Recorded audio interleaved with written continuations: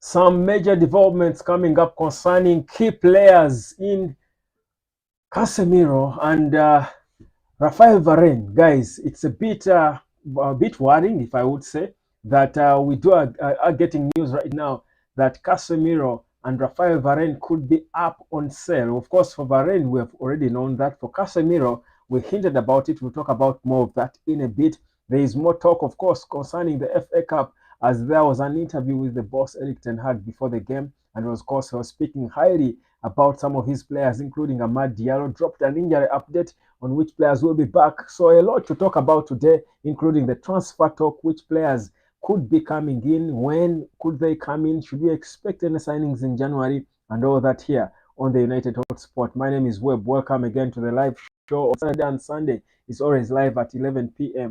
But on the rest of the days, Monday to Friday, we're here at exactly 10 p.m. Well, welcome. Let's get into this talk. Well, there's a lot of news as you expect to consider about Manchester United. I do wonder which one we'll talk about. We'll try to get into most of it. Well, we know that the FA Cup is always a different atmosphere because FA Cup, like the boss said, cup games are always different, but the approach should be the same. You approach each game you go into with the desire to win it. So we'll be talking about that. But the latest one is reports that we got earlier on today that Manchester United could be looking at letting go of Casemiro and Rafael Varane. For Varane, perhaps we know for the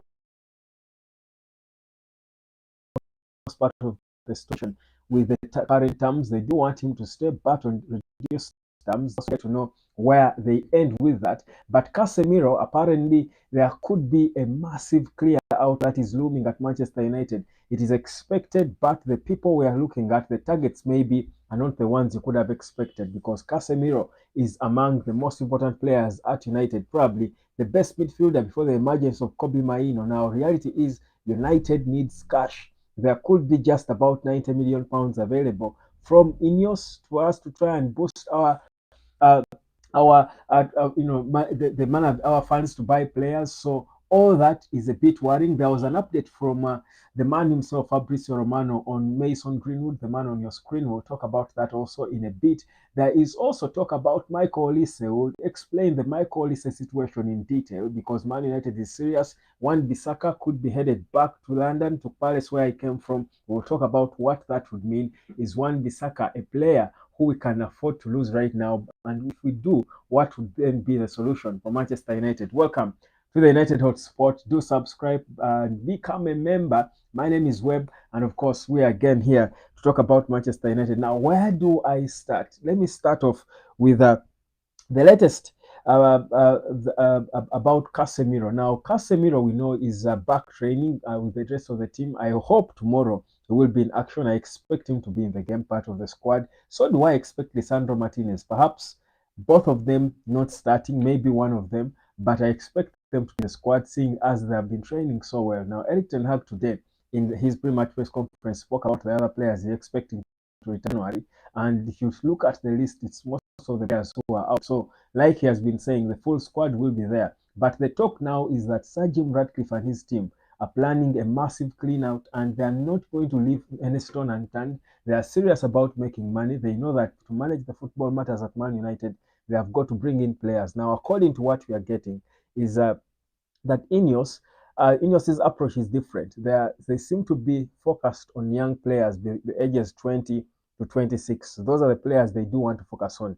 In fact, it is said that back then in March, even before this confirmation of the whole 25% buy-off from Sir Jim came about. Of course, the processes were ongoing. It is said that Sir Jim was particularly surprised by Manchester United's recruitment of old players of 30 and above, and tying them to long contracts and giving them crazy wages. Case in point is Casemiro, and I think he's one of those who probably did not make him quite excited, and Varane. And these are the two, according to reports we are getting, these are the two players they are looking at getting rid of first. Now, of course, there, as expected, there is always going to be division from the Manchester United faithful on the loss of Casemiro and Varane. I think these are two of the most loved players at Manchester United because they have been professional, they have been senior players, they have been impactful at the club. So obviously losing them would shake a bit of tables. Certain Man United supporters feel these are players we need. But you see, if you think about it, the reality is if we do need money, we've got to be selling the players who can attract some decent amounts of money. You look at players like Anthony Martial, the obvious ones you want to let go of, are not players who would attract reasonable money. Yet we are in a sell to buy situation. So if Sir Jim Ratcliffe's work is going to be done, we've got to sell players who can seriously attract some bit of money for Man United. So that's the issue that he has got to play now. It's a tight situation. And like I've been saying, that it can never be an easy job for Sir Jim or anyone to solve the problems at Manchester United because they are way too deep. You've got a squad that is huge, full of wages, big wages played, long contracts of players. You look at players like Rafael Varane and the long contracts they had signed, and you're thinking Casemiro himself, and you're thinking, how then do you undo this? So it's going to be a difficult game of chess, but they are willing to attack from the start and take it on boldly. I think if you do play chess, you know the kind of approach they are taking. They are playing white, and they are the ones starting, and they start by attacking. They say in chess, when you're playing white, you do want to attack from the onset. You don't want to, to park the bus, yet you're the one who should be attacking. So Sir Jim is serious about what exactly he wants to do. But again, Casemiro and his situation we'll discuss more in a bit. But also some news for you when it does come to the squad. Like I said, Eric Ten Hag seemed to be particularly impressed by Amad Diallo, and I can read for you what he said about Diallo, who we expect to start against Wigan in the FA Cup tomorrow. I do expect Amad Diallo to make a rare start because people have been craving this boy, and now that he's back, we do want to see him on the pitch. We don't want to see Anthony. I was seeing a video, and this video, I wonder what the Man United admin is all about. I think he's also a bit anti posting videos of Anthony struggling to beat off a single man, 10 minutes to beat off one man. In the same minute, he's posting Amad Diallo doing it quite easily. He's probably also sending a message out there. But this is what Eric Ten Hag, said when he was asked about Amad Diallo. This is the question. Well, fans will be so excited to see them back, and they were when Amad Diallo made his first United appearance. Of course, now this is the players I told you you will be expecting. The likes of Tyrell Malacia, Mason Mount, Luke Shaw, Harry Maguire, and the likes who have not been training on grass. He's saying they will be returning this January. But he was asked that Amad Diallo made his first United appearance in 2 years in our last game. Now, what does he provide? Is it something different in attack? And what are his key attributes that you admire? And this is what Eric Ten Hag spoke about Amad Diallo. He said, "Yeah, he's very ball secure. He can bring key actions misspelled here, final passes, score a goal, and so I think he has some weapons. That is always what you're looking for with offensive players. Exactly what Anthony doesn't have, and you wonder why Eric Ten Hag knows what he's looking for from offensive players, but keeps playing a player who gives him the list of that. So Amad Diallo is still the talk of Man United. He's the guy leading, I think, the talk on the Man United website in terms of the next baller and all the praise on Diallo now. It takes me back to when we were praising Marcus Rashford, and I think you love to see it because surely this is a boy we've been craving. You see the excitement he brings on the right wing, and you're thinking this is something we've been lacking. Perhaps him on the right and Garnacho on the left brings a bit of balance when it comes to the flanks. But the issue then goes back to the other story we are getting, that Sir Jim does want to bring in Michael Olise as one of his first signings in the summer, not in January. Someone in the comments when I dropped that video earlier was speaking about January. I did not mention anywhere that we do want to bring in Michael Olise in Jan. Olise is a summer transfer player. You don't think Crystal Palace would let go of him now, but in any case, Manchester United wouldn't have the money to spend on him, and he has got a buyout clause that is about between 6 and 8 million. United is going to have a chance of Michael Olise. The idea now that the approach United is trying to take is bringing in, adding on another player, and that player for now it is reportedly, according to Sky Sports and some of the other credible news sources, are saying that that player could be Aaron Wan-Bissaka. So, and I'm thinking, okay, yes, Bissaka. I've been saying it here that for me, even before we think about bringing in center backs, the left back and the right back could be more important positions for us to solve. The left back may be a little close when Luke Shaw is fit. Tyrell Malacia has proven he's not that bad, but Wan-Bissaka and Diogo Dalot are not world class, if you ask me. Bissaka had a good last season. He's a good player. We are trying to extend his contract and all, but he's still not world class. If you are going to build a world class team and you want world class players in every department, Bissaka could not make the cut. So the idea for United is to take back Bissaka to Crystal Palace, where we bought him for 45 million pounds plus an option of a further 5 million in bonuses, and we add on a bit of cash to get for us to be able to get him in the summer. Now he's a good player, and for me, I don't think there are any doubts about his abilities. Just like Benson Daka here. Benson, greetings to you, Chief. He's saying Olise could be a perfect deal for United. Now, for me, yes, Olise is a good player. There is no doubt about it. I love players who play like him. I keep telling you, he reminds me of uh, Riyad Mahrez, former of Manchester City. But for me, the issue is Olise. The position he plays for me is where I've got the issues. That if you've got Amad Diallo, who the manager is praising, he's waxing lyric about him in Amad Diallo, who is just returning after not playing for United in 2 years, came on as a substitute against Nottingham Forest, looked as impressive as he can. He has got all the abilities that the manager explained. Now, if you bring in a Michael, what then do you mean? What message are you sending? But also, at the same time, as we talk of bringing in Michael Olise, we are also talking of Mason Greenwood returning in the summer. And this was reported by Fabrizio that apparently Sir Jim is open to the idea of bringing back Mason Greenwood in the summer, depending on how it goes on for the rest of the season with him at Getafe. Now, Mason Greenwood, me and you know that he plays best on the right wing. So if you do have Mason Greenwood there, you have Amad Diallo there. For me, those are two enough players, exciting players to give each other competition and make the right wing exciting. These are our players. They're young. They have been there. Why then do you have to go and break the bank? If you're United, you don't have the money. Why then do you have to go and break the bank to bring in Michael Olise, who is also playing the same position? For me, that is a bit of where it gets a bit oxymoron. I think you've got to have our priorities clear, and that's where the confusion is now. Whereas, like I've said, I don't think Olise is a bad player. I don't think with the players we have now, he is the player we should be talking about first. In any case, we should be thinking of right backs and maybe another better holding midfielder, because we are now talking of letting go of Casemiro, who is going to be partnering the young Kobe Maino. Those are the players we should be, I think, prioritizing, other than a right winger when you've got Diallo coming back and looking fresh, and Mason Greenwood as our own. Ayub Kamara saying hotspot, how are you doing? How are you doing, my brother? Today, may Allah bless you. And I want to know about Michael Olise to Man United or not. This is exactly what I'm talking about. Welcome, you're right on time, Ayub. So I was saying, and I'll just take it back a second for you, just strictly for that. For Michael Olise, and it is serious indeed that Man United are admirers, and not just United. Liverpool do want him. I think Arsenal as well could be interested. He rejected Chelsea. Chelsea had wanted, they were the first movers, but he rejected them earlier on, and he actually opted to trigger a contract, to extend his contract with Crystal Palace for a further about 4 years, and even change his buyout clause. So you see how loyal some of these players can be. So Chelsea might not be in the equation, but Arsenal and Liverpool can definitely come calling for Michael Olise. You know that Liverpool know, they are aware that Mohamed Salah is perhaps in the evening of his career. Maybe Salah will not be as hot as he is by the end of next season.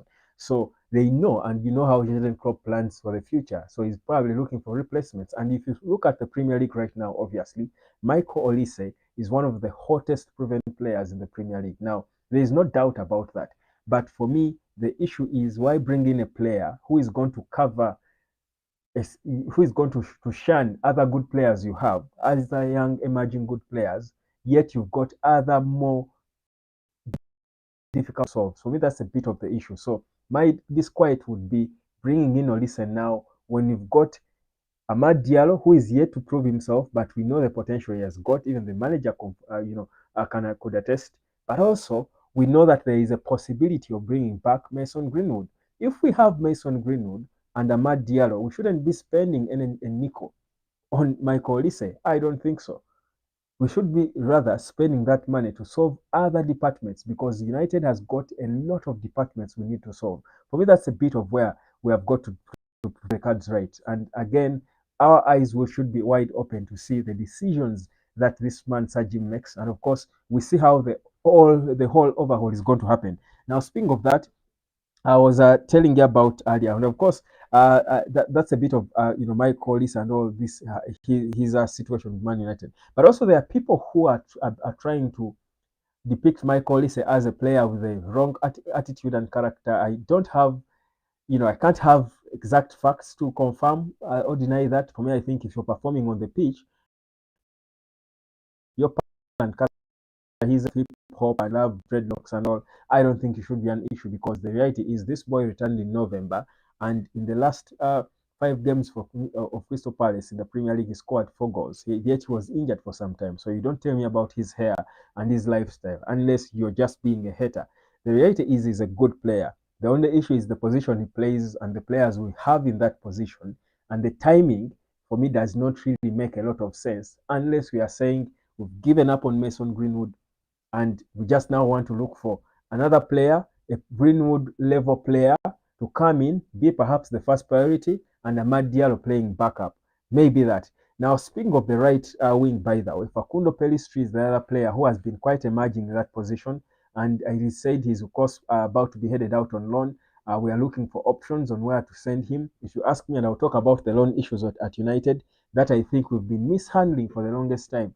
Man alone saying Olise is good, however, may not score more than 15 goals. Yes, of course, he may not score more than 15 goals because he's not a striker per se. He's a forward, yes, but he's a winger mostly. So you don't expect wingers. I think you would demand 15 goals or more from Erasmus Højlund.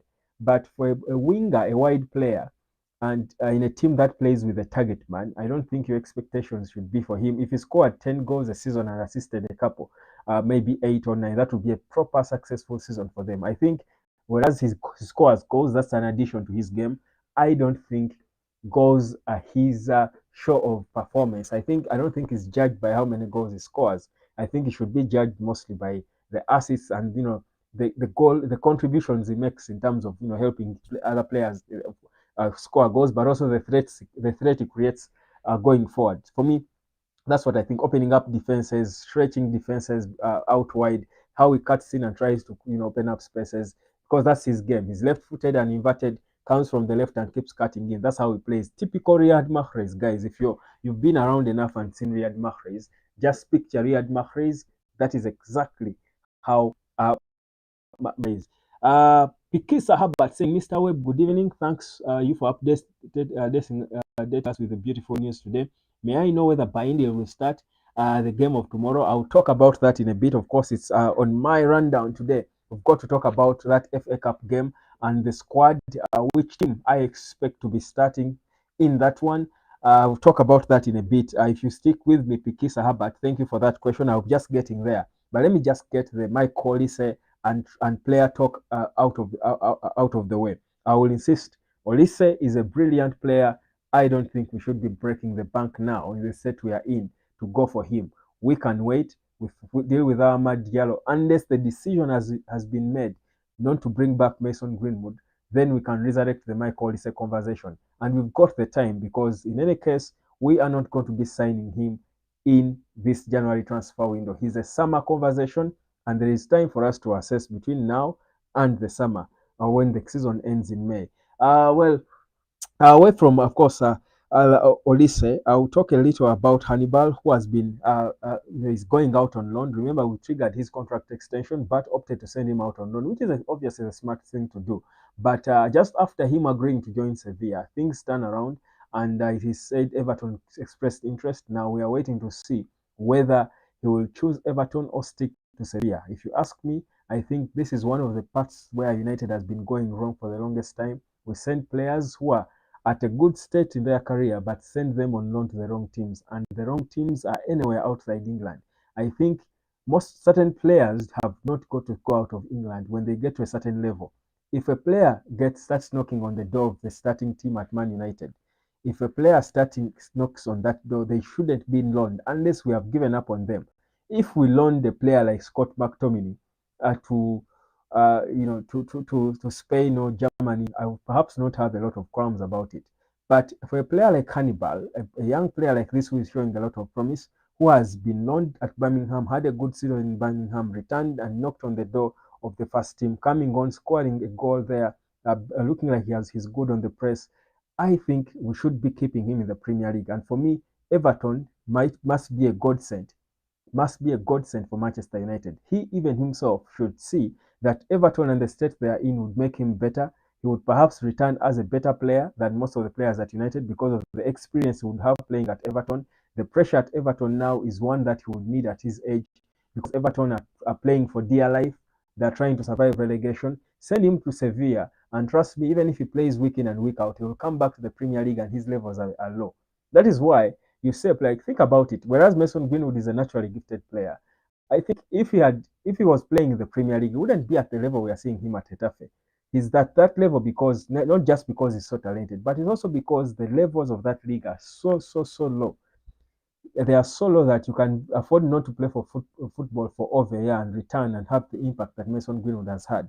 Not that all players would do it, and I'm not taking away anything from Mason Greenwood. You know, I'm an ardent fan of Greenwood, but the reality is the levels of these outside England are way below. It's not by mistake that we are saying that the reason why Cristiano Ronaldo might have an edge over Messi as the GOAT is because Cristiano Ronaldo proved himself in the Premier League mostly, but also in the other leagues in Italy, the tough leagues in Spain, and all the other leagues he's been. The levels of the Premier League are so difficult that if you've played in the Premier League and knocked on the door of a starting team of start of coming to being a substitute in a top 40 in a top team like Man United, you cannot afford then to go back to Sevilla or Olympic Lyon and Freiburg, the teams that he was being linked with. And for me, these are the wrong decisions I've been seeing being made, and that's why we need the likes of Dan Ashworth right now to come in, and it looks imminent. Fabrice, you also dropped an update on him. I think we've been focusing a lot on the players, of course. As the fans, we do want to focus on the players, but you see, the players, most of the decisions, of course, the final decision of where you want to go on loan is yours as a player. But the people around you have got a big. These are 20-year-old players. We're talking of a Hannibal Mejbri who is only 20. They need the guidance of proper people who know football to make the right decisions on where to go, because this is a critical stage in their careers. That is why he turned down to play for Tunisia at the AFCON, because he knows it's a critical stage in his career that he needed to focus and make the best decision for him on his next step. So if you don't have the right people around you, if you're there with the Glazers who have got the John Matters and Richard Arnolds, who perhaps, and I don't want to use the word clueless, that would sound too derogatory, but who have clearly been making all the wrong decisions in the past, then you're going to mess up your career. And we've seen so many players mess up their careers like that. You saw how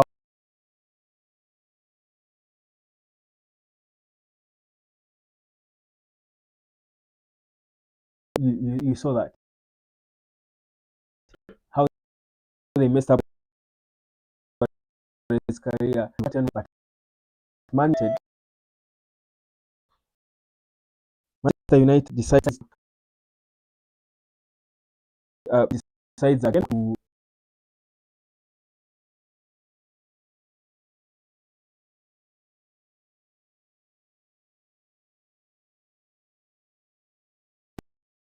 getting some course disruptions here. Yeah, so there is for me for Hannibal, I think the obvious thing is for him to go to Everton. I think that is a godsend, and I hope we do get to hear that that has been done. I'm moving on from Hannibal. I'll just of course talk about the game. I think let's get into the game. Someone here, Bakisa, ask about Bindil. Now, here's the thing. So I'll tell Bindil. The reality is, I don't want to sit here and lie to you that I know what exactly is going on with Bindil, but I will sit here and think like Eric Ten Hag, and knowing who Eric Ten Hag is and how he's stuck to his guns. He's stubborn. He's quite a character, isn't he? I think if Bindil is fit, I'll tell Bindil is fit, which I think is the case because he's not on our injured list, then it is just either he's not good enough or Eric Ten Hag wants to push his agenda of making sure that Andrew Onana proves himself and he wins over everyone by keeping him playing, because any send manager would and any manager who has such a situation where he has been complaining about United playing so many games. I saw in his interview saying that Man United had the toughest fixtures, I think, of all clubs in the world, probably. Any manager who knows that would know that your goalkeepers have got to be rotated. If you are a top team, that is how you manage a top team. This is not Ajax. A top team like Manchester United will play so many games, mostly in the Premier League. There will be so many. Now, the reality is, since Andrew Onana came at Manchester United, he has failed to be given a break. The guy hasn't had a break. Yet clearly, we all know that he needs it. So what Erik ten Hag is doing is just keeping him there. You see, maybe it's one way of approaching, things. But I think if it's not working, you've got to change it. I don't think you make someone good by keeping them there, even when you see clearly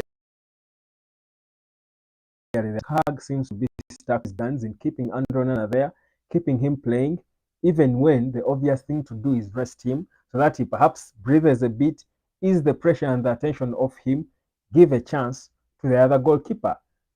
Mikel Arteta, today, in their loss to Liverpool, brought back Aaron Ramsdale starting between the sticks. We know that managers, Pep Guardiola, keep rotating their goalkeepers. Erik ten Hag somehow wants, and Man U has been in this business. I think even with David De Gea last season, it's the same thing. The same goalkeeper starting each and every game. I don't know what that exactly is about, but the reality is, I don't expect, to be honest, Baindil to start. I would love to see him start in goal. I don't expect it to happen. If it did, I think I would be the happiest man because a pleasant surprise. But knowing Erik ten Hag and what he's been speaking about him, they've been asking him about Onana, and he's saying we are speaking to Cameroon. The same old thing he's been talking about, speaking to Cameroon. And I'm thinking, does he even care about the pride of Cameroon? Do these people even care about these nations? Does Erik ten Hag know that Andrew Onana playing for Cameroon is national duty? It's not business, it's national duty. I think that then speaks of a certain level of selfishness, but also disregard for a nation. And for me, I see a lot of issues in that. But the reality is, you ask me, Pikisa Herbert, whether you think Abaindi will start tomorrow. I think he should start, but I don't think he will start because Erik ten Hag will make the decision. It's up to him. And we've known clearly that he's for pushing Andrew Onana's agenda until maybe he can push it no more. The same way he has pushed the agenda of Anthony Dos Santos until clearly now we've seen that he can push it no more. I am sure that the moment, like, for example, tomorrow or even against Spurs 14th, the moment he starts Anthony Dos Santos ahead of Ahmad, he's injured, I think people will be calling for his head. I think to call for his head. Same thing with Scott McTominay. Kept playing him even when the obvious thing is not to play him. After how he cost us a game against Nottingham Forest, you expect if he does the same, probably he will be showing his start of the job. So knowing how stubborn Erik ten Hag is, I don't think Onana will be benched. I think Onana will still start against Wigan and even over the weekend against Tottenham. That's my honest expectation. I said that it's a negative one. I mean, for us, but that's the reality. Knowing the kind of manager we have, I don't want you to raise your expectations. Let it be a surprise to us that Baini will start in between the sticks. But our man alone saying, Web try to hint on the teamwork of Manu. For me, I see Manu self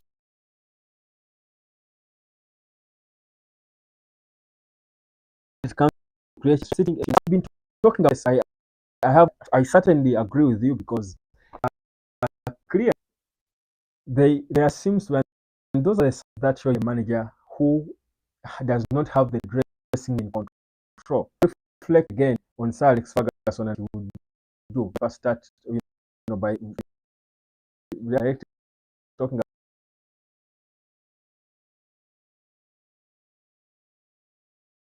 about Hag. The sign is on their pitch. You see that there are players who are playing for Erik ten Hag, and there are players who are not playing for Erik ten Hag. Now, that's a bad thing. Usually, at United, with Sir Alex Ferguson, the club we support, and how we got, at least for me, how I got to support it. I don't know how old you are, but I know that the biggest number of us of the people who watch the United Hotspot are around my age, 30 to between 30 and 40. So the reality is most of us started supporting Man U during the times of Sir Alex Ferguson. The thing is, during the times of Sir Alex Ferguson, I don't think, for example, Roy Keane played for Sir Alex Ferguson. He didn't like him. He came out clearly after he left United and made it clear he didn't like Sir Alex Ferguson. But Roy Keane was the captain of Sir Alex Ferguson for 13 years. You know why? Because he was playing for Manchester United. He was playing for this badge. The thing is, lately, players are playing for managers. Now, there are players who will play for a manager, there are players who will not. And those divisions come when you're a manager whose decisions are seen. Because the way we see why we see that Anthony is starting games when he shouldn't be starting, Marcus Rashford for the longest time was starting games when he shouldn't be starting. Even the players see it because they see in training. So we are seeing videos. The admin of Man United keeps posting videos trying to expose Anthony and how poor he is at beating his men. It takes 5 minutes to beat off a man that Diallo will beat in 2 seconds. So they also see it. So obviously the dressing room will be divided, and that's why the leaks we see every day. So you cannot expect a divided dressing room to play for the manager, as a unit rather. You don't expect divided. Some players are for the manager, some players are anti the manager. So it will be seen on how they play on the pitch. So the reality is, I don't think, and that is why I said that I don't think Eric Ten Hag, yes, we want it to work. Again, I'm not for the sacking of Eric Ten Hag. It will be so difficult for Eric Ten Hag to put it right unless United overhauls the entire squad, which is impossible. First of all, we don't have financial fair play, would not allow us to do that. So the reality is Eric Ten Hag is there only when that's a figure of speech. He's going to be there until he cannot be there no more. I think the reality is Sir Jim is just waiting for the end of this season, pull the trigger and get a new man in, because the reality is the mess that we see, these inconsistencies that Eric Ten Hag himself admits in the press about Man United and how we play are not by coincidence. They are because the players are divided. There is no cohesion in the team. Because these players do not play for the manager. At least they have nothing to play for. Some of them will. Of course, a player like Anthony will try to play for the manager, but even when he plays his heart out, Anthony is still bad. So the players who try to play for him are not the Scott McTominay's, and these are the players he's elevating, giving captain's armbands. Maybe because clearly, and maybe you don't blame him, because even if it's where you as a manager, you would want to prioritize players who show some bit of heart for you, who show they can die a little for you. So however bad they are. So the reality is, for me, the dressing room at United, like, we keep getting leaks. Like, my sources in United keep telling me every day. They keep telling me this. There is division in the dressing room at Manchester United. The leaks you've been hearing are there. That's why you see the inconsistencies. That's why you see this team is not so bad. Then the team is not really that bad. That's why you saw the first games clearly. These players did not want to play for Rasmus Højlund. You saw how Marcus Rashford was not passing the ball to Højlund. The 2 times he passed the ball to him in the Champions League, he scored. And we're here saying and crying that just get the ball to the boy. When they do, they pass the ball to Højlund, he scores. Yes, of course, a few times you don't expect him to score every chance he gets. No striker does that. But the more you get the ball to him, he will score eventually. But they were not, because what? Because the cohesion was not there. Until Eric Ten Hag had to bench Marcus Rashford, elevate Alejandro Garnacho, but also even Garnacho. Not that Garnacho could be selfish, I don't think so. For Garnacho, it's the instructions he's getting from Ten Hag. The other reason why I think these players are selfish is the instructions they are getting from the manager, for me, are not helping them. Clearly, when you listen to Eric Ten Hag in his press conferences talking about goals, you ask him about Rasmus Højlund before he scored his first Premier League. Eric Ten Hag kept saying it's not just about Højlund, it's about everyone. Everyone has got to score goals. I think he expects even Andrew Nana to score goals. Now, in management, they teach us with decentralization and each one having a role. Now, in football, even on the pitch, that's why you're a manager. You should divide roles. Each player should have a role. Yes, everyone would love to score a goal. But you see, if you don't make it clear whose top KPI it is to score goals, then you're going to cause a mess. That is why you've seen all our wingers are going for goal. Anthony would get the ball, try to cut in, tries to go for goal, plays his Kasigincha weak funny shot from the left that goes straight in the hands of the goalkeeper, or goes out wide, or in the air and all. Leandro Garnacho, same thing, going for goal. At times he's accurate and maybe he scores at times, but you see, Erik Ten Hag goes in the press conferences and sounds like he expects Marcus Rashford to be scoring goals instead of passing the ball to Rasmus Højlund. So it means that the instructions these players get from the manager are not for them to pass the ball to the striker. The instructions are for them to also try to score goals. Now, do you blame them? We supporters might be here complaining that, you see, these players are selfish, but to Erik Ten Hag, that's exactly what he wants. He's telling them, go for goal. He's desperate to get a goal. And for me, that's a bit again the poor, because, and I see this from not just how they play, but also from the press conferences. So you correlate the two and you see it, because I've listened to Erik Ten Hag about 3 times saying goals from Antony, goals from Marcus Rashford, from all the forwards. So even these players, when they get the ball, even when they're in the corner on the corner flag, they want to go for goal, because their manager and the instruction is score goals. All forwards score goals instead of passing the ball to Højlund. That's why it's not by mistake that Rasmus Højlund was the least serviced player, striker of all starters in the Premier League, and these are stats that were revealed last season, in the first half of the season. So the mess at Manchester United it's a holistic mess that some of it is orchestrated by the manager, perhaps most of it, and with his tactical weaknesses. I think there's a lot of grey areas in the tactics of Erik Ten Hag, in the approach of Erik Ten Hag. There are a lot of grey areas, but I still have faith, because you learn with time. Erik Ten Hag was coaching at Ajax. This is Manchester United, but also he inherits the club in a mess. So all that will always have its toll on you as a manager. But for me, I think it is okay for us to give him to the end of the season. I mean, what's the worst that can happen? But also, we should start now judging him for his decisions when the squad is back and fit. He said it himself before. The excuse were injuries. Right now, by the 14th, by the time we play Spurs, all our players are going to be fit. Maybe not all of them will be game fit to start, but we will judge him from Feb, when we return in the Premier League in Feb, because we've got only one Premier League game this month. That's the game against Spurs next weekend. But after that, let us judge Erik Ten Hag every decision he makes. Squad selection, when he starts his Scott McTominay is ahead of serious players. When he puts off Kobe Mainoo for Scott McTominay, when Mainoo is clearly the best holding the team together, we will start judging him. And by the end of the season, he will either have vindicated his decisions, have approved us, or he will have made it clear, sacked himself. So for me, I think we can be a little patient until the end of the season.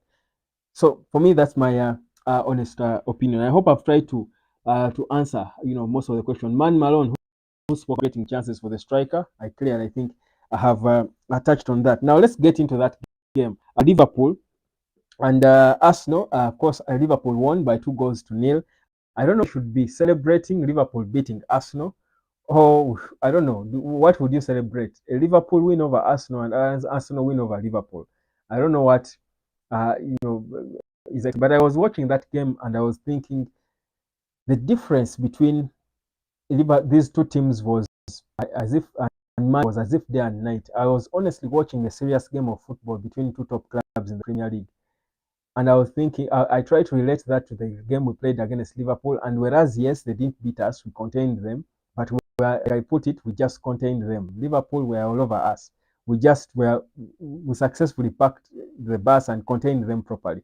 But the reality is, they showed us that we've got a lot of work to do in terms of having comfort on the ball, in terms of looking like we are, a top team that we're supposed to be and all. So for me, I think it's that game was, I think, a wake-up call to United that we've got a lot of work to do. But the beauty is, Lisandro Martinez, who, by the way, is being fronted among the players when we're advertising on our social media pages of Man United, they put the image of Lisandro Martinez. So it's probable that he will play. I think Erik Ten Hag should use the Wigan game to test players like Casemiro, to test partnerships.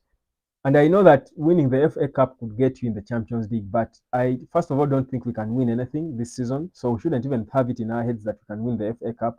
But also, I don't think that is the way we would really, that winning the FA Cup and qualify for the Champions League I don't think that would excite us the way we would if we were among the top four. I really don't think.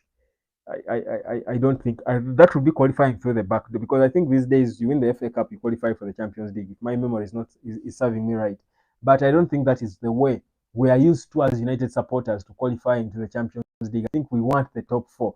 That's where we want to be. But let's talk about our game, Wigan against Man United. That game is tomorrow. Of course, we'll talk about it more in a bit. But the last time we went to Wigan, the DW Arena, we beat them by I think 4 goals to some, either 4 goals to 2. Yeah, back then we had likes of Chicharito. I think Chicharito scored in that game. Van Persie was there. I think he also scored. Rio Ferdinand was still there. We had Danny Welbeck. That was in 2013, way back then in 2013. That's the last time we went to Wigan. So we are going back there, and it will be, I think, a whole different one. I think only Johnny Evans was there at the time. I think it's going to be an interesting game.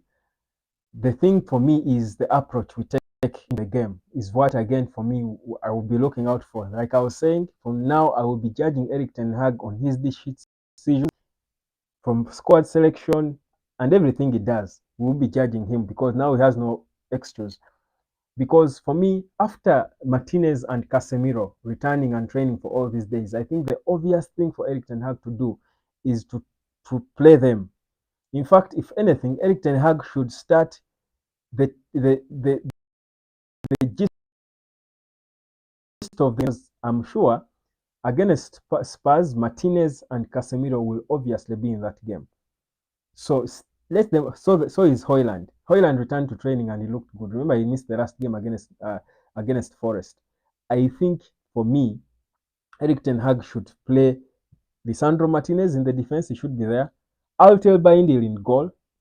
I think we should see Casemiro playing next to Kobe Maino, a double pivot, a solid double pivot. This single pivot thing works sometimes, it doesn't. It's part of the inconsistency because, I mean, his fascination with attacking and all. I think let's play a double pivot with Kobe Maino and Casemiro.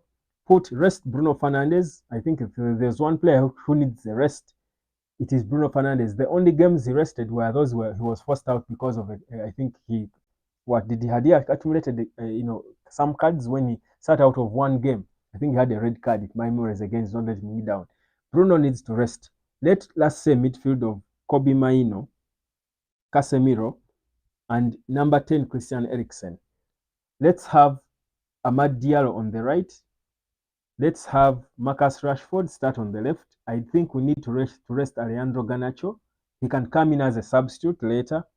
Rasmus Højlund, because he did not play the last game against Nottingham Forest, of course he has to start and lead the line. In any case, he doesn't have a decent backup. There is no backup for him. For me, that's what I expect to see, honestly. Those are the about that I would expect Eric Ten Hag, and that's how I expect Eric Ten Hag to assemble his team. Amad Diallo, number 10 Christian Eriksen, behind him Kobe Maino and Casemiro, Lisandro Martinez and Johnny Evans and Rafael Varane in the defense. Then on the left, he can put his Diallo, of course, rather Diogo Dalot, and of course on the right one Bissaka. And in goal, Altel Baindil. That would be my starting 11 against Wigan. And I think that team would comfortably dispose of Wigan. Comfortably. But the interest in that is for me to see, of course, Baindil and how he plays, but also Casemiro, and we needs to get some game time because he will be an important player against Spurs. So is Lisandro Martinez. You don't want to start them against Spurs, full throttle, because even Spurs is a bit wounded. They will come guns blazing. So they need, and the beauty is the days between 8th and 14th are decent for these players to have proper rest, but also get a good assessment of them. So give them minutes, some minutes, I think. Even if they don't play full 90 minutes, Martinez and Casemiro need them. Let them play maybe 60 minutes. Substitute them. It's okay. You've got Johnny Evans to come in later. Then in the middle, you can bring in, then Bruno can come in as a substitute maybe for Casemiro later in the game. So for me, those are the key changes I would want to see made in that game. But These days, I don't predict Man U games. I think I've decided that I don't predict Man U games because with this Man U, you don't know what you expect. Today they are beating Aston Villa like the typical Man U. The next day they are being beaten by Nottingham Forest like a Millwall, a fourth division team.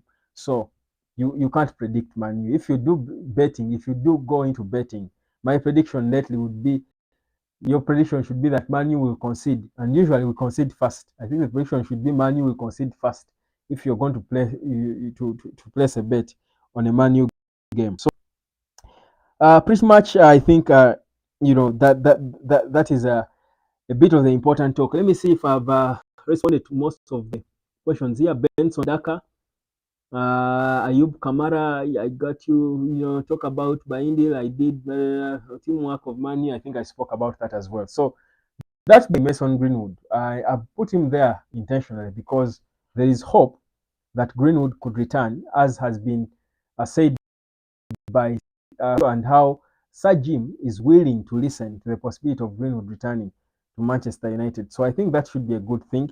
So is Jadon Sancho. So the door is not entirely closed for Jadon Sancho. Even when he completes his move back to Borussia Dortmund, apparently it is possible that in the summer he could return to Man United, and then the decision will be made final on whether he stays and comes back to the squad, reinstated back into the squad, or he's either sold or sent away.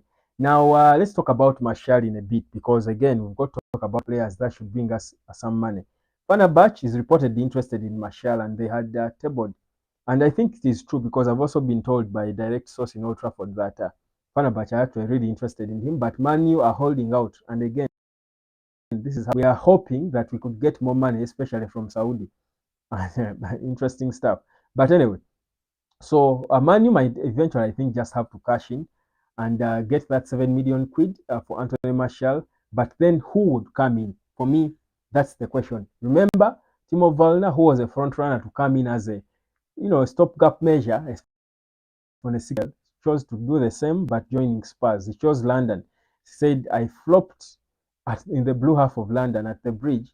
Let me go to Spurs and don white. I think this way they will know what I'm made of. I think it's just for him, having lived in London before, he chose to stay in London. So it's a good thing if United were interested in him anyway. But it's a good thing that for me, we didn't get Timo Werner. I don't think he really excited me that much. Whereas, yes, he's 27 and he was more experienced than everyone else we are linked with in terms of the Premier League.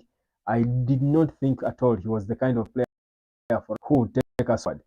You would rather gamble on a new guy who has not flopped but is looking like he's on the rise. That is Sahu Girassi. So Sahu Girassi is still available for us in January. We can trigger his buyout clause if we raise 15 million pounds. That's the money we should be paying for him to be priced out of the misery he's in at VfB Stuttgart, because apparently he's not exactly happy at Stuttgart. So the striking situation is still, I think, an issue of concern for Manchester United, but not one that we can't solve because there are cheap options that we can go for, and they can be decent backups for Rasmus Højlund. They can probably give him good competition. And Sahu Girassi, for me, is that one. Again, I insist, and you will quote me in the agrees and we get him. You will agree with me that this guy could actually push Rasmus Højlund so much. He could actually be our starting number 9. He could be the concoction of several players. Over the bio has got a bit of Thierry Henry, can carry the ball and dribble and bit of men. He's got a little touch of Anelka. I say a bit of Anelka in him. He's not refined. He's not like that. Their quality, but in terms of their style of play, that he could not dribble the ball at Thierry Henry's level. He does not dribble it at Thierry Henry's level, but he can dribble. He's the kind of player who can carry the ball, which is good. He's tall, so he's a good head of the ball. He takes penalties. I like him, for me, and I don't know why people want to let him down. Maybe because he's African, and I know there are so many people who do not want African players, and I've seen it, by the way. Though some of these are big, so-called big Man United communities are anti-Africans. I have seen and I've read into it and I've seen it. It's okay to be anti because the whole of Africa that supports Manu is against Andrew Nana. It's not that they don't like him, but we're Africans, we love our own. But if it's not working, it's not. But you see, it doesn't make sense for you to banish 7-year-old striker who's scoring goals for fun in the Bundesliga and try to water him down like he's the worst thing you would think about. I think for me, it then comes with some bad undertones. It looks ugly on you. The reality is Sahu Girassi has worked enough to warrant at least a backup place for Rasmus Højlund in Man U. If we could bring in Weghorst, you can't tell me that Weghorst was a better option than Sahu Girassi. You can't. There is no way you can tell me that. You can't tell me that we could spend £10 million on Sofian Amrabat, but we can't on loan. Meanwhile, but we can't spend 15 million to buy out a striker who has scored 17 goals in 14 games in the Bundesliga. You can't tell me that. I think as a backup, meanwhile, I think for me then I would have questions about what exactly you mean, your intentions, and how you view this player. I would have issues. So for me, these guys, and I won't mention names, you would know because you watch some of these people. There is a collective, and that's the same thing, and that's the thing I will end at with Greenwood. We might be afraid to talk about it, but the reality is there are certain sections of people who have got a bit of bad undertones against African or black players and Man United. I see it. I see it. Certain players, not all, but there are some people who are pushing agendas that are putting down African or black players at Man United. There are the same people who have no reason why Mason Greenwood can't come back to United, but because they have got the biggest communities of United support fan communities globally, they will use their platforms to send a very mean propaganda on Mason Greenwood and why he can't return to Manchester United. And I'm thinking this is what we are up against. That is why I think every day when I come live, I would keep the image of Greenwood there. I would just add the hashtag Greenwood back for people to know that this channel, we are for Greenwood back. You people who are watching, I don't know about you. For me, I am for Greenwood back, and I'll stick to my guns. I will keep saying it that Greenwood deserves a chance to come back. He deserves a second chance. The way Anthony was allowed, Anthony had the same charges labeled against him. He went away for 2 weeks. He was in Brazil, and he even Brazilian squad, if I recall. But when he returned, he directly went back into the squad. And no one's reported about it in British media as if it was a big issue. No one. There was no one who was complaining about Anthony and what they know. They didn't even try to write their famous propaganda about Anthony and the girls that were, accusing him of whatever the rape and whatever. It was done. It went silent. We don't even know what happened. By the way, if I ask you, do you know what happened with the charges against Anthony Dos Santos? Was it all done in 2 weeks? Was it all done then? It was all done. It's good enough to come back and play. But he's still playing even when he's not doing anything. He hasn't assisted. He hasn't done anything. He has done nothing. He's still playing consistently, and no one is talking about it. He's okay. He's happy, enjoying his life. But this Greenwood boy is there. He's free. He's not guilty. He was acquitted.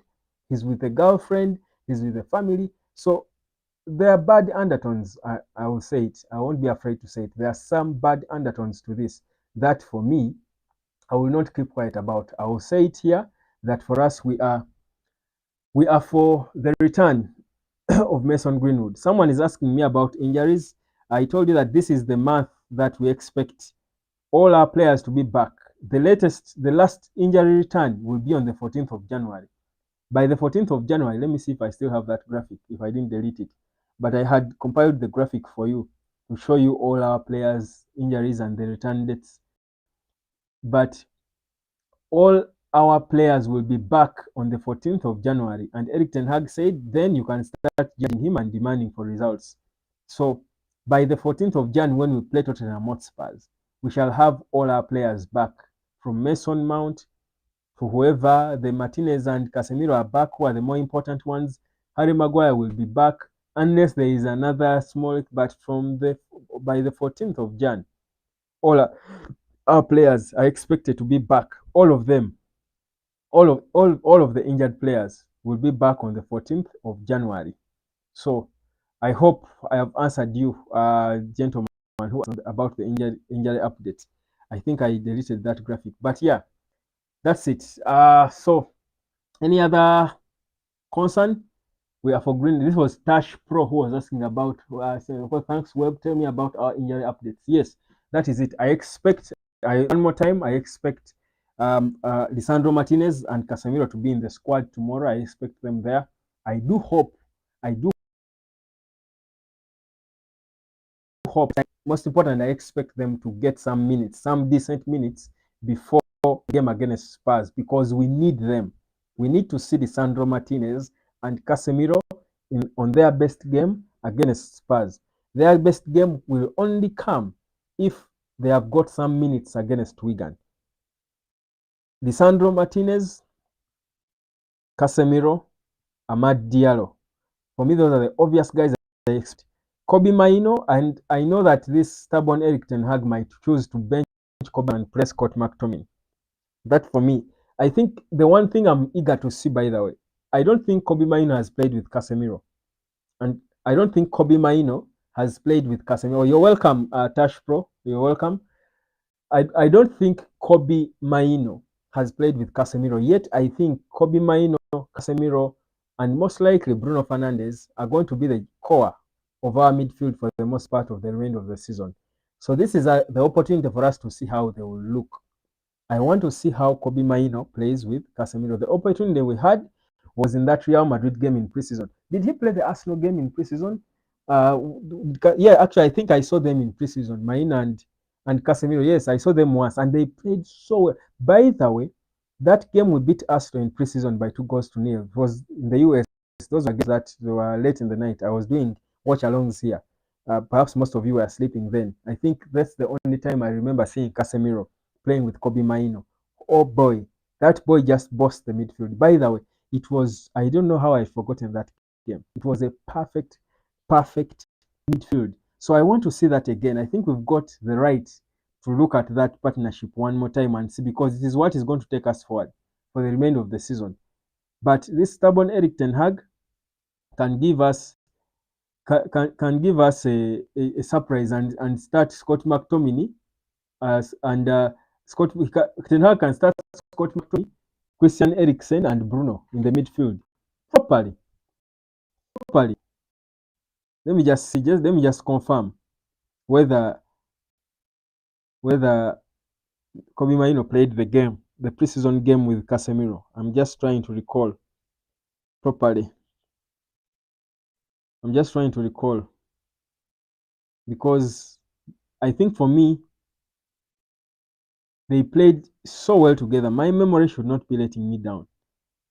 I think they played together. We won that game by 2-0. What I know is Kobe Maino just Declan Rice. One play.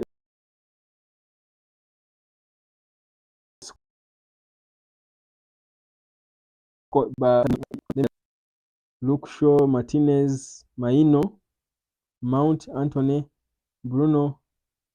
Actually, Casemiro was not there. Casemiro was on the bench.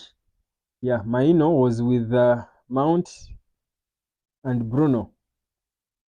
So we haven't seen Kobe Maino play with Casemiro. For me, that's the one thing makes Amad Diallo. I'm excited to see Amad Diallo start on the right. I'm very excited to see how Kobe Maino plays together with Casemiro. If it works and it makes sense, Man United will be pushing for the title probably, because that would be the winning midfield. We would have the strongest midfield, trust you me, because whatever Casemiro was when he was younger, is and perhaps slightly better when he was younger. So right now, with the experience of Casemiro, the smartness, his Brazilian feet and brain, put him there, and then have the genius in Christian Eriksen playing ahead of them as a number 10. That could be more orgasmic than anything we've seen at Man United.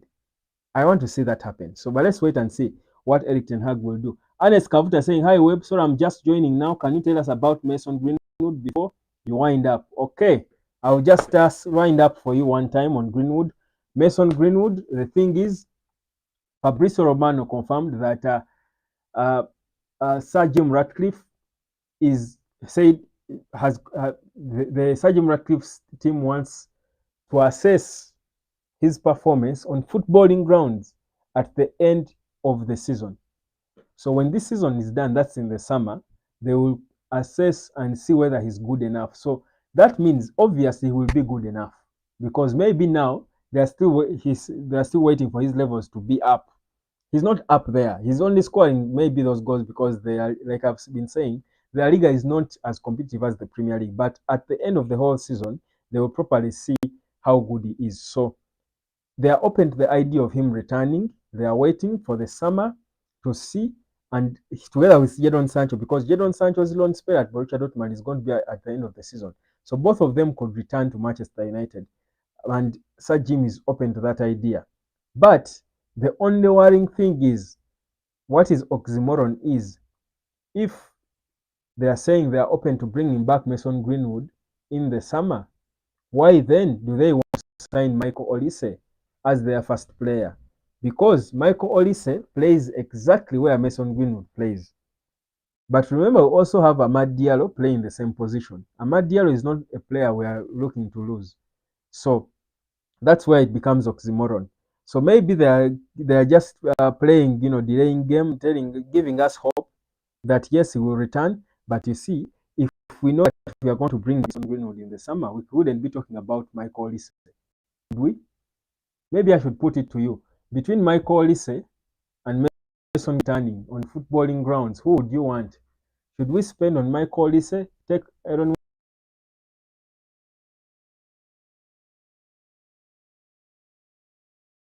know what you think. Thank you so much. My name is Webb. Thank you for the questions, everyone. Benson Daka, I don't know where you're from. Big greetings to you. Ayub Kamara, big greetings to you, brother. Man Alone, big greetings. I like your name. Man Alone.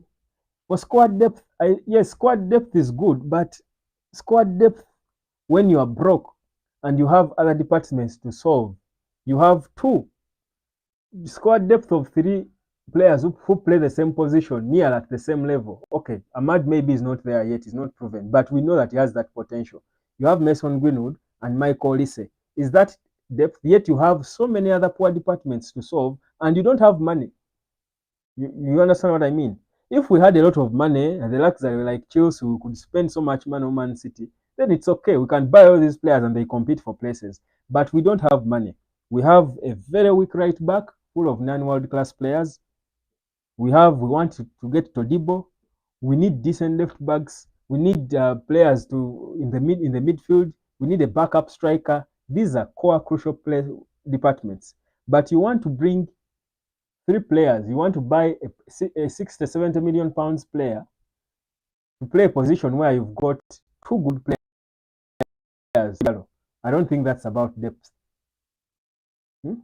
Thank you. Ernest Kavuta is saying Mason is the best. I love you, Web. Good night. Thank you. I love you too, fam. Mason Greenwood is the best. For me, before we think about, and with Diallo there, Diallo is the given. Diallo is the backup for whoever is starting. And the starter should be Mason Greenwood. Yes, that's what I'm saying. But that is the crucial position in our team. Maybe that's why. That's what I'm saying. Yes, we are saying the same thing, Tash Pro. We all know, and I've been saying it here, the crucial depart, our right wing has been blunt. It has been ineffective. So we are very effective on the left wing, but the right is not contributing anything because Anthony is a fraud. He's been proper Brazilian fraud. That's why I'm saying it is a given. We need to solve the right. But how are we solving it? If we have Mason Greenwood and we pretend to be open to bring him back in the summer, the same time, if we are going to bring Michael Olise now in January, I would understand. But we can't bring Olise in January. We want to bring Olise in the summer. We are also saying in the summer we want to bring back Mason Greenwood. We also have Amad Diallo. Does it make sense? Does it make sense? What that shows is maybe if we seriously want to sign Michael Olise in the summer, then they don't have plans of bringing back Greenwood. If we had plans of bringing back Greenwood in the summer, the same time we want to sign Olise, we wouldn't be talking about Olise. We would be saying we'll bring back Greenwood and Diallo will be his backup. So Tash Pro, I don't see your point. Maybe because yes, we know it's a crucial position, but if it's a crucial position, you have three players, top players who should all be starting, playing the same position. When you have so many other departments, even the goalkeeping department is a problem. We don't seem to have a backup goalkeeper, but even our number one is not good enough. So instead of wasting money on signing Michael Olise, and I'll call it wasting, not because Olise is a bad player, but because we have Mason Greenwood who can do better than Olise. So instead of thinking of him first, shouldn't we think of spending that money? Because remember, we don't have money. So the little money we have, shouldn't we be thinking of spending it on these other departments where we don't have options than thinking of spending it on a swap, take Wan Bissaka and then bring Michael Olise. Yet you say you're bringing back Greenwood. So where will Greenwood play if Greenwood came back? Or are you going to bench Greenwood and start Michael Olise? And then Diallo, what happens with Diallo? You loan Diallo again? So it's not clear. It doesn't add up properly. So for me, what shows me, whenever they talk about the possibility of bringing back Greenwood, but then they talk about buying Michael Olise, I'm like, these people don't really want to bring back Greenwood. The moment they confirm that Olise is coming, I will know that Greenwood is not returning. I will even make that video confirming that he's not returning, even before they say it. Anyway, that's it. Thank you so much. Have a good night, a good morning, a good evening. Big G bless every day. Tomorrow, Monday, we'll be here at 10. Tuesday, we will be here, inshallah. Well, let's take it a day at a time. I don't want to look ahead because I'm not the man above. But if I'm here, Tuesday, Wednesday, Thursday, could be alive, but from a different location. No, Thursday, we won't be live. Then Friday, I think also. Yeah, Friday we will be live on Friday, also from a whole different location. You will know where. Just keep it here on the United Road Sports. Subscribe because where we are headed, it is going to be more interesting. You will love it even more. You will see why. Thank you so much, Dash Pro. Thank you, Ernest Kavuta. Thank you, Man Alone, Pikisa Habat, and all the Ayub Kamara and Benson Daka, those who have commented. Of course, all the other so many people, more than what I'm seeing, 463 views. All of you have been watching. Even if you haven't commented, thank you so much. I'll catch you again tomorrow.